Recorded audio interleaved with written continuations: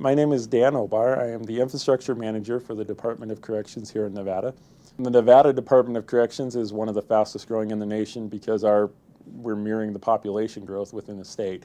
We've been adding new facilities, adding additional inmates, expanding existing facilities, etc. Our infrastructure was very antiquated.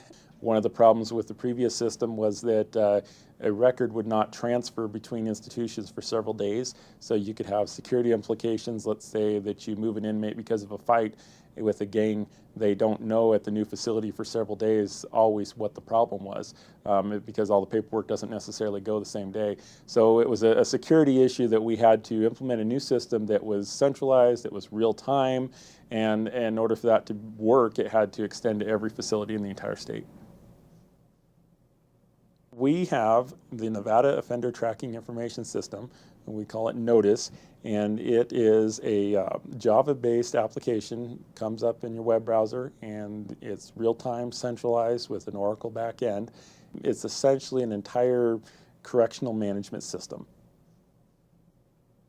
Our correctional management system, NOTIS, that we are using is quite chatty on the network because of the way it's designed. As you move from form to form, screen to screen, there are a lot of updates that are performed.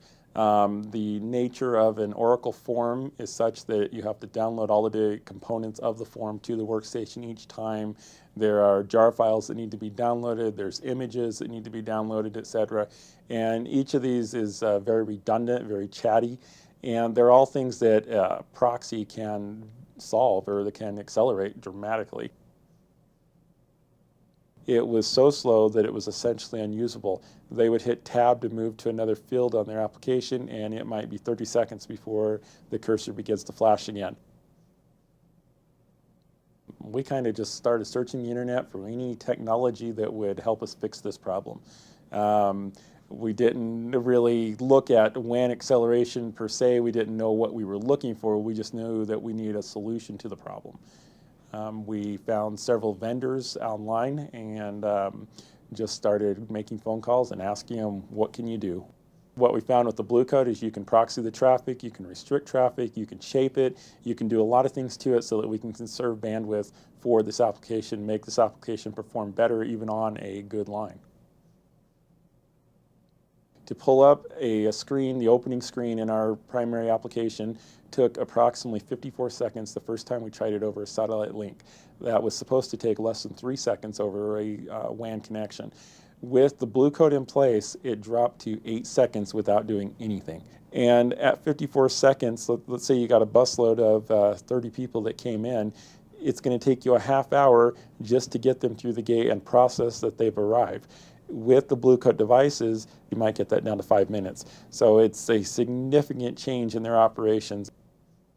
We keep discovering about the Blue Codes that they will do a lot. The Blue Code devices go a long way towards securing the local LANs from the WAN because of where they sit, because they can physically sit between the LAN and the WAN. They make a great security appliance from that standpoint. Our information is very sensitive. We have information on death row inmates and information that has to be closely guarded. With the Blue Code proxy devices, we are able to control internet access via our eDirectory system. So we were able to control what users are able to access the internet, what they are able to do on the internet, etc., via eDirectory authentication. One of the things that we do with the Blue Codes is control instant messaging, and using a Blue Code device, we were able to control peer-to-peer traffic. The Blue Code allows us to have a complete visibility into the traffic going in and out of a local area network at any one of our facilities. A lot of times it's very difficult to forecast what you're going to be running on a wide area network in the future. Well, ours is, our network is no exception. It started very small with just a few applications, a little bit of internet, a little bit of email, and it has we've been slowly adding applications to our wide area network. Seems like, probably every few months there's some new application that a few users want to access that it puts a strain on our bandwidth. And with the Blue Code devices, we were able to go in there and more effectively manage that and bring additional services online without it taking the network down or causing other problems.